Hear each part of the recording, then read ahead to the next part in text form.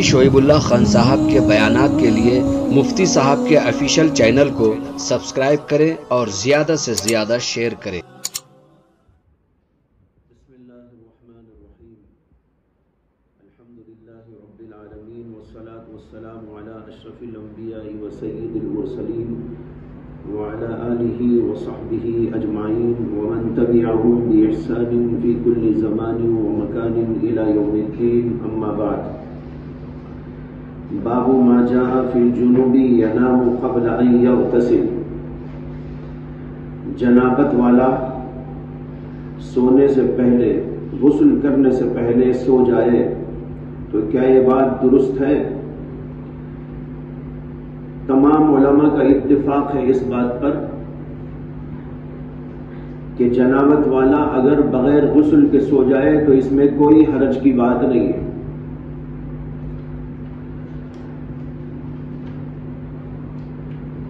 لیکن وضو کرنے یا نہ کرنے کے سلسلے میں تھوڑا سا اختلاف ہے۔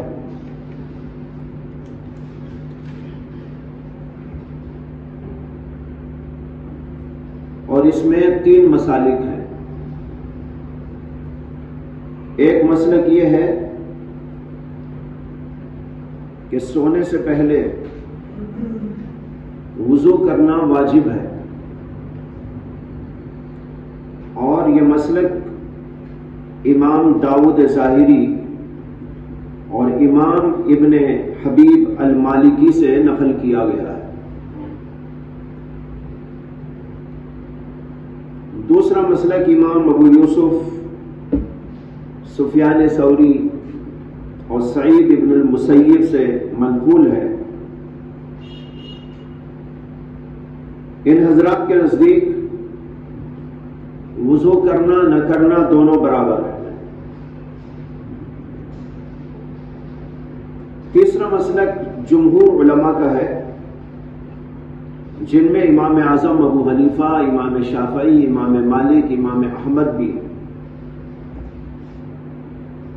یہ حضرات کہتے ہیں کہ سونے سے پہلے وضو کر لینا مستحب ہے۔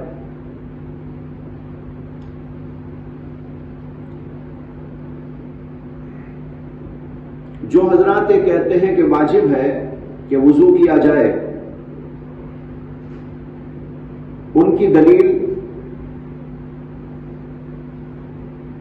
بخاری اور مسلم کی روایت کردہ حدیث ہے، جو حضرت سیدنا عبداللہ بن عمر رضی اللہ تعالی عنہ سے مروی۔ وہ کہتے ہیں کہ رسول اللہ صلی اللہ علیہ وسلم کے سامنے حضرت عمر رضی اللہ تعالی عنہ نے یہ بات عرض کی کہ جنابت لاحق ہو جائے تو اس صورت کے اندر غسل کرنا ہے کہ نہیں؟ اللہ کے رسول علیہ السلام نے فرمایا، توضع واغسل ذکرک ثم نم، وضو کر لو اور اپنے ذکر کو دھو ڈالو اور سو جاؤ۔ اس کے اندر ہے امر کا صیغہ توضع۔ اس سے استدلال ہے داؤد ظاہری اور ابن حبیب مالکی کا کہ وضو کرنا سونے سے پہلے پہلے واجب اور ضروری ہے اس آدمی کے لیے جو حالت جنابت میں۔ لیکن جمہور علماء اس کے جواب کے اندر کہتے ہیں کہ امر استحباب کے لیے ہے، اس لیے کہ امر جس طرح وجوب کے لیے آتا ہے استحباب کے لیے بھی آتا ہے۔ اور اس بات کی دلیل کہ یہاں پر امر استحباب کے لیے ہے،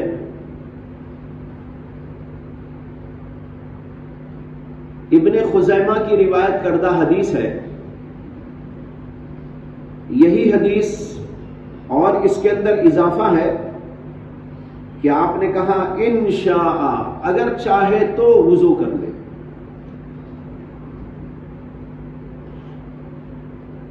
یہ انشاء کے اضافے کے ساتھ امام ابن خزیمہ نے روایت کیا ہے اس سے معلوم ہوا کہ وضو کرے یا نہ کرے گنجائش ہے، لیکن چونکہ امر کے صیغے سے اس کو تعبیر کیا تو استحباب کم از کم اس کا درجہ ہوگا۔ اصل اعتبار سے تو امر وجوب کے لیے ہوتا ہے، لیکن جہاں پر کوئی قرینہ عدم وجوب کا آ جائے تو وہاں پر کم از کم استحباب کا درجہ ہوتا ہے۔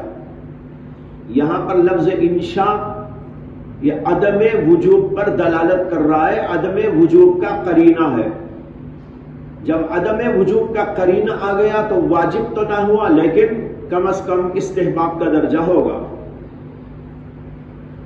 اور یہی حدیث جمہور علماء کی دلیل بھی ہے، ان کا جواب بھی ہے، اور جمہور علماء کی اس کے اندر دلیل بھی ہے۔ اور جو لوگ یہ کہتے ہیں کرے نہ کرے دونوں برابر، وضو کریں تو بھی ٹھیک نہ کریں تو بھی ٹھیک، ان کا استدلال یہاں حدیث جو باب میں آئی ہے اس سے ہے۔ اس باب کے اندر جو حدیث ہے وہ حضرت عائشہ صدیقہ رضی اللہ تعالی عنہا سے ہے۔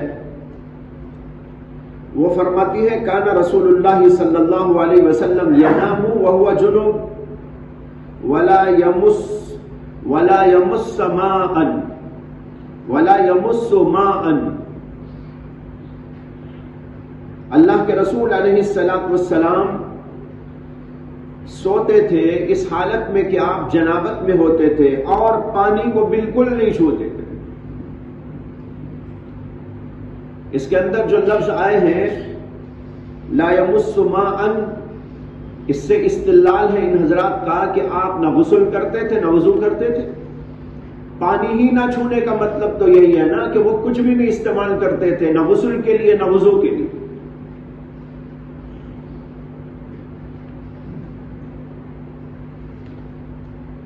لیکن اس حدیث کے بارے میں کلام ہے۔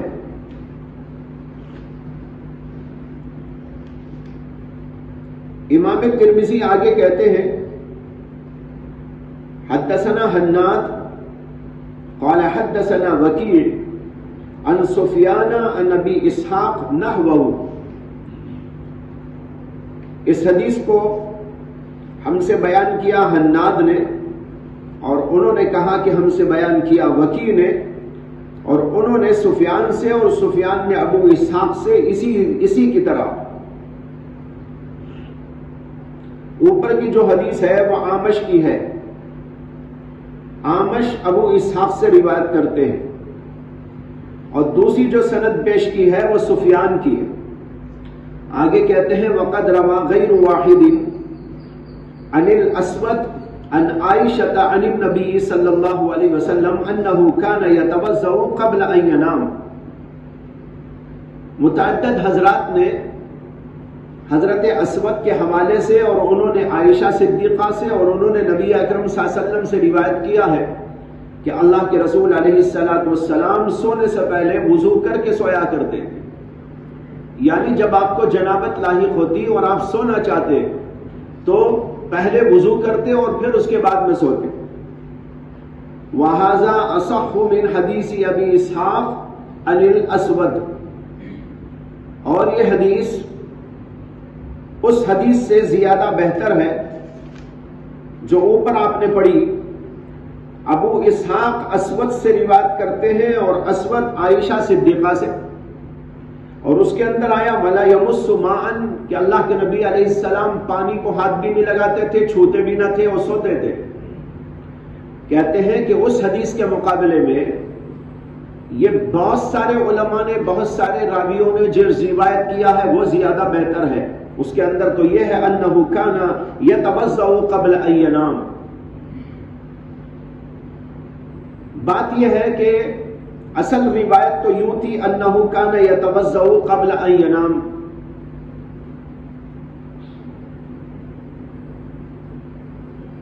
اور ابو اسحاق کو کچھ غلط فہمی ہو گئی اور انہوں نے اس سلسلے میں یوں روایت کر دیا ولا یمس ماء کے الفاظ کے ساتھ۔ اس کی پوری تفصیل امام ابو بکر ابن العربی نے اپنی کتاب عارضۃ الاحوزی کے اندر ذکر کی ہے، جس کا خلاصہ یہ ہے کہ اس میں روایت کو کچھ عدل بدل کر کے ابو اسحاق نے روایت کر دیا ہے۔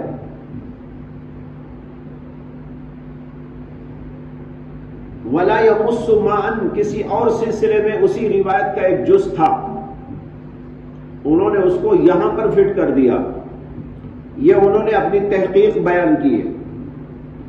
اور اسی طرح متعدد حضرات محدثین نے اس حدیث کو ضعیف قرار دیا ہے، اگرچہ کہ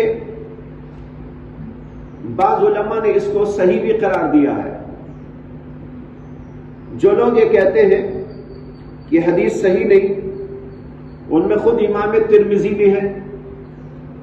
امام ترمذی نقل کرتے ہیں وَيَرَوْنَ أَنَّ هَذَا غَلَطٌ مِّنْ أَبِي إِسْحَاقَ۔ امام ترمذی آگے کہتے ہیں وَقَدْ رَوَىٰ عَنْ أَبِي إِسْحَاقَ هَذَا الْحَدِيث شُعْبَةٌ وَالثَّوْرِي وَغَيْرُ وَاحِدٍ وَيَرَوْنَ أَنَّ هَذَا غَلَطٌ مِّنْ أَبِي إِسْحَاقَ۔ یہ حضرات یہ خیال کرتے ہیں، یہ رائے رکھتے ہیں کہ یہاں پر ابو اسحاق سے غلطی ہوئی ہے، اور یہ جملہ ابو اسحاق کی غلطیوں میں سے ہے۔ اور اسی طرح کی بات بہت سارے محدثین نے لکھی ہے۔ امام احمد بن حنبل کہتے ہیں لیس بصحیح، یہ حدیث صحیح نہیں ہے۔ اور ابو داؤد کہتے ہیں ہوا وہم، یہ حدیث وہم کی بنیاد پر ہو گئی ہے۔ یزید بن ہارون کہتے ہیں ہوا خطا، یہ خطا ہے۔ اور مہنا امام احمد ابن صالح سے نقل کرتے ہوئے کہتے ہیں لا يحل ان يروى هذا الحديث، کسی کے لیے جائز نہیں ہے کہ اس حدیث کی روایت کرے۔ اور بعض لوگوں نے لکھا کہ تمام محدثین کا اس حدیث کے ضعف پر اتفاق ہے، لیکن حافظ ابن حجر عسقلانی کہتے ہیں کہ اس دعوے کے اندر نظر ہے، یعنی اجماع کے دعوے پر، کیونکہ امام بہقی رحمت اللہ علیہ نے اور دارقطنی نے اس حدیث کو صحیح قرار دیا ہے۔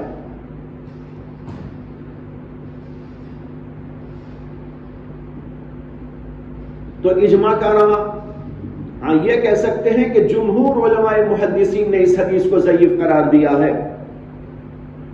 اور جو حضرات اس کو صحیح قرار دیتے ہیں ان کی دلیل یہ ہے کہ یہ جملہ ابو اسحاق کی زیادتیوں میں سے ہے، اور زیادتی ثقہ قابل قبول ہوتی ہے۔ لیکن دیگر علماء کا کہنا یہ ہے کہ یہ محض زیادتی نہیں ہے بلکہ غلط فہمی ہے، بات کچھ تھی اور کچھ انہوں نے نقل کر ڈالی، یہ زیادتی کی قبیل سے نہیں ہے۔ زیادتی تو یہ ہوتی ہے کہ ایک حدیث میں ایک جملے کا اضافہ کر دیا جائے، حدیث جو کی تو ہو اور اس میں ایک لفظ کا یا ایک جملے کا اضافہ ہو جائے، وہ تو قابل قبول ہے۔ لیکن بات یہاں پر ایسی نہیں ہے، بلکہ کچھ اور تھی بات اور انہوں نے کسی اور طرح اس کو نقل کر دیا۔ جیسے کہ اوپر امام ترمذی نے بتایا کہ متعدد حضرات نے اسود ہی کے حوالے سے اور انہوں نے حضرت عائشہ سے روایت کیا کہ اللہ کے رسول علیہ الصلوۃ والسلام کھانا یتوضأ قبل ان ینام۔ اب یہ ولا یقص ماء تو اس کے خلاف ہو گیا، زیادتی کہاں ہے؟ سمجھ میں آ رہی نا بات؟ ایک ہے زیادتی، زیادتی کا مطلب یہ ہے کہ حدیث میں مثلا 2 جملے ہوں، 3 جملے ہوں، ایک راوی ایک جملے کا اضافہ کر دیتا ہے، یہ تو ٹھیک ہے، یہ زیادتی ہے اور زیادتی ثقہ قابل قبول ہوتی ہے۔ لیکن بات یہاں پر اتنی ہی نہیں ہے، بلکہ بات کچھ تھی اور کچھ کر دی گئی، اس لیے اس کا نام زیادتی ثقہ نہیں، اس لیے جمہور محدثین نے اس حدیث کو ضعیف قرار دیا ہے۔ یہ تو ہوئی سند کے اعتبار سے اس کے اوپر بحث، اور اگر اسے تھوڑی دیر کے لیے ہم مان لیں کہ حدیث صحیح ہے، جیسے کہ امام بہقی اور امام دارقطنی کہتے ہیں، تو پھر اس کا جواب یہ ہے کہ یہ ترک احیاناً ہے۔ کبھی کبھی اللہ کے رسول علیہ السلام نے ایسا بھی کیا ہے کہ وضو نہیں کیا، اس سے کہ وضو کرنا تو واجب نہیں ہے جمہور علماء کے نزدیک، صرف داؤد ظاہری اور ابن حبیب مالکی کے پاس ضروری ہے، لیکن جمہور علماء کہتے ہیں کہ یہ ضروری نہیں، مستحب ہے، اور مستحب کا حاصل تو یہی ہے نا کہ اللہ کے رسول علیہ السلام اکثر بیشتر کرتے تھے، کبھی کبھی چھوڑ دیا کرتے تھے۔ اور یہاں ولا یمس ماء جو آیا، اس کو اگر ہم صحیح مان لیں تو اس کا مطلب یہ ہے کہ کبھی کبھی ایسا بھی کیا ہے کہ اللہ کے رسول نے پانی کو ہاتھ بھی نہیں لگایا، نہ غسل کیا نہ وضو کیا، لیکن دیگر روایات موجود ہیں جس سے معلوم ہوتا ہے کہ اللہ کے نبی علیہ السلام جنابت کی حالت میں سونا چاہتے تھے تو وضو کر کے سویا کرتے تھے۔ تو دونوں باتیں صحیح ہو گئی، کبھی کبھی ترک ہوتا تھا، لیکن بیشتر حالات کے اندر اللہ کے نبی علیہ السلام وضو کر کے سویا کرتے تھے، اس لیے یہ مستحب گردانا گیا۔